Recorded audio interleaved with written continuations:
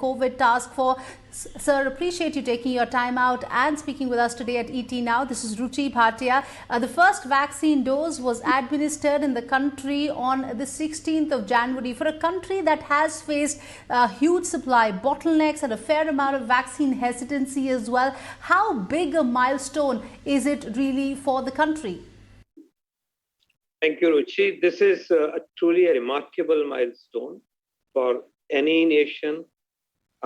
Moving from a disease which was totally unknown way back in January to reach a stage where India has now delivered 1 billion or 100 crore doses to its people using the vaccines made in India.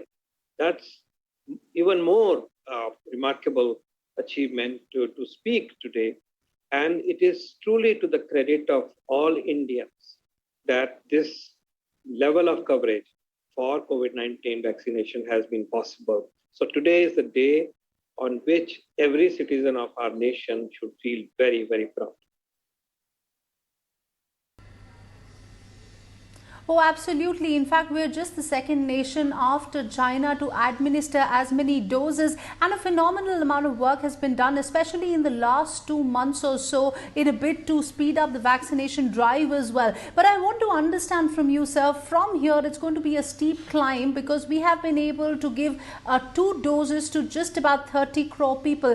How are we looking to A, bridge the gap, and secondly, how hopeful are you that we will be able to vaccinate our entire adult population by the end of this year? So let's appreciate where we are with regard to the first dose and the second dose coverage.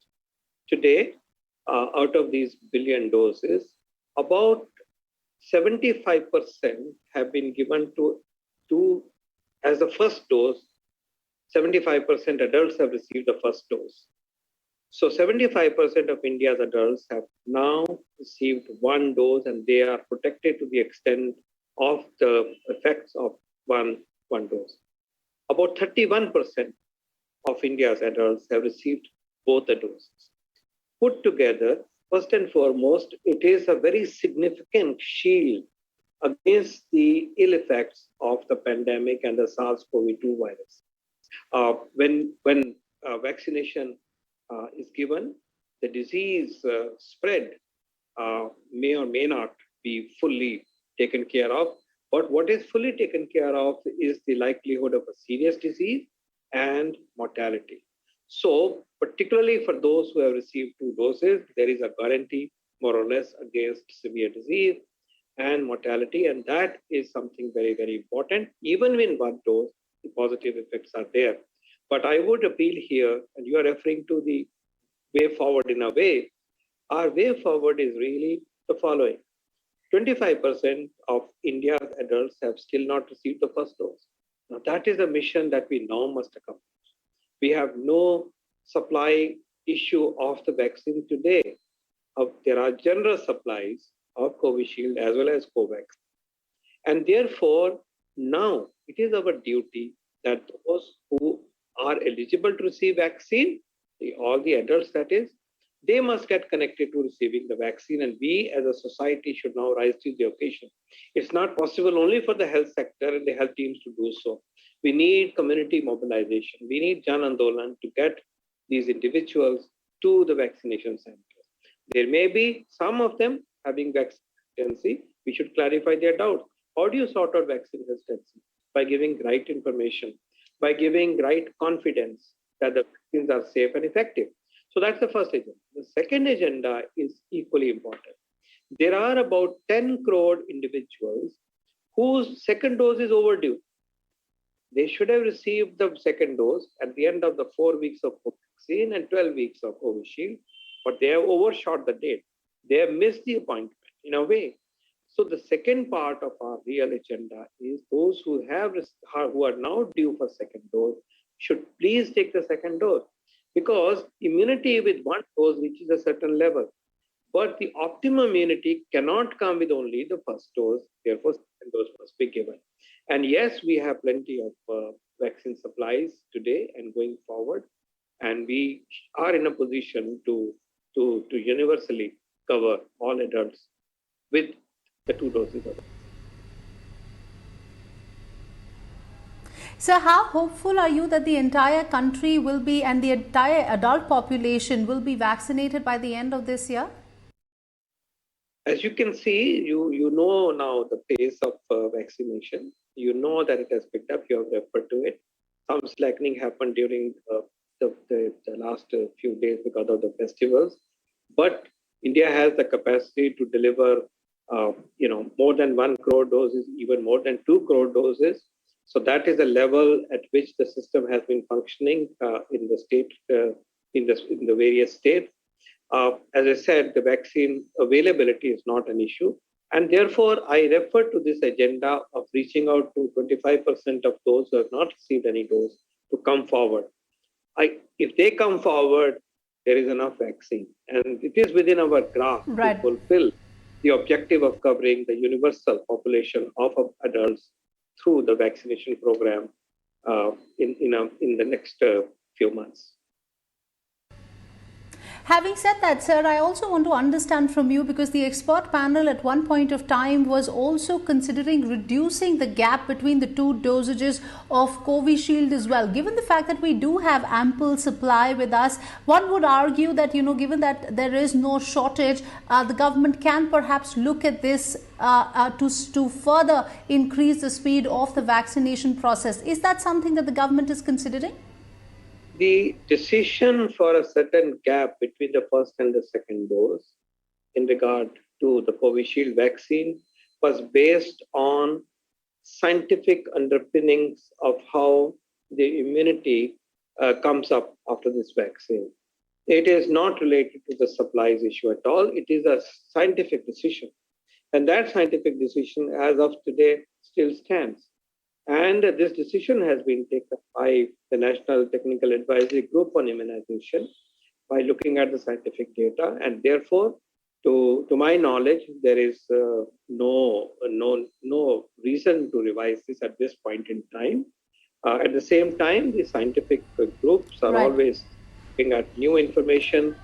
As the science appears, experience appears, data appears, there is always a room for tweaking a vaccination program.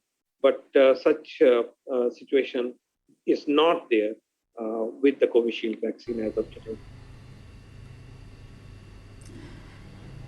Dr. Paul, I also want to understand from you, this 100 crore milestone that we have been able to reach is mostly on the back of the the vaccines that were produced in India, even as the government was in conversation with the foreign vaccine manufacturers like Pfizer as well, that were seeking indemnity from the country. What happens to that now? Will the government continue the conversation on indemnity issue with the likes of Pfizer, or given the fact that we have reached this milestone without any foreign vaccines, we're going to continue with our in-house vaccines, or the vaccines that have been produced in the country? From the very beginning, Ruchi, it was evident to the nation and to the government that our future in terms of vaccine in the world was produced in India. So having that base and knowing the fact that the globally other nations, the vaccine produced in other nations have limited supplies at any given time, the whole thrust was to create a research and development and manufacturing hub within India. And you have seen the results of this. Today's 100 crore doses have been given on the back of 85% to extend Covishield at about 15% from Covaxin. These two made in India vaccines have given us this success so far. And going forward, there is a larger portfolio of India-developed, India-manufactured vaccines, such as the Zycov-D DNA vaccine, Sputnik to an extent, and going forward, the biological E protein subunit vaccine, and Genova mRNA vaccine. So this whole thrust to be Atmanirbhar in this space has borne fruit and delivered the program, and we should be especially proud of that. And going forward, more options, the ones that I mentioned in the latter part of my observation just now, the BioE mRNA and other anti-COVID are appearing on the scene. So India is very solid in terms of the vaccine portfolio and the volume of vaccine. And at some point in time, when our own requirements are met or have been met, there'll be a situation for us to share the vaccines with other nations. In such a scenario, the place for vaccines need to be imported is relatively low, but the issue is still in the government because those negotiations were started at a particular point in time. But you can see the scenario that it is possible for us to shoulder the program of such a large population through our own office. And also, Ruchi, it's very important to point out the fact that almost 95% of all the vaccines that have been given are the free vaccines supplied to the state government by the union government. Almost 95%. These are free vaccination programs. Only 5% vaccines have been administered through the private sector on payment. And this is a choice that the citizens exerted, and that option was available. Right. Allow me to come in on that. So, one would imagine that perhaps we don't need the foreign vaccines anymore. Having said that, I also want to understand from you, because the government and the health ministry along with Bharat Biotech are engaging with WHO for the WHO approvals for Covaxin as well. And WHO has put out a statement saying that they're not looking to cut corners. They have sought more data from Bharat Biotech. By when do you expect the approval for Covaxin to come in from the WHO? We respect the processes that WHO follows. They follow processes which are science-based. They follow processes which are objective, and they are applied to all nations and all products. And I do hope in the expected meeting on the 26th of October, if not earlier, there should be a positive decision. But remember, these are the processes that are of another organization, a UN system organization, and we should wait for their processes to be over. But you are right that we are taking it up. We have taken it up with the WHO to see that this process can be expedited, and this final closure with a positive decision should come forth very soon. It is so important for India. It is so important for those who have taken Covaxin particularly. After this 100 crore mark, sir, we're also looking to vaccinate the younger population, the children between 2 to 18 years of age. How soon can we expect the approvals to come in on that? Because the Indian drug regulator has already given a go-ahead for Covaxin. How soon will the government start the immunization program for children as well? At this point in time, even when we have delivered 1 billion doses of the vaccine, our priority still remains completing the task of vaccinating every adult 18 and above in our country. That remains the top priority, and we must continue to focus on that, because even for children, the best and the first guarantee is really that the adults are vaccinated and the adults are protected, and the children are surrounded by adults who are protected. Adults are at a high risk of contracting severe disease. They are the ones in whom the mortality takes place.